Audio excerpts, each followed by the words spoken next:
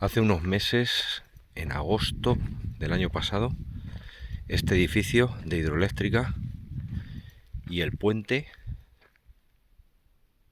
estaban bajo las aguas del Tajo, el puente del Cardenal.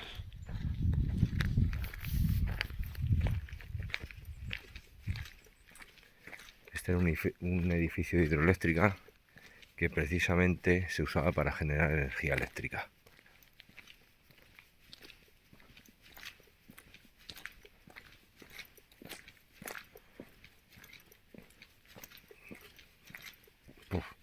Está el puente,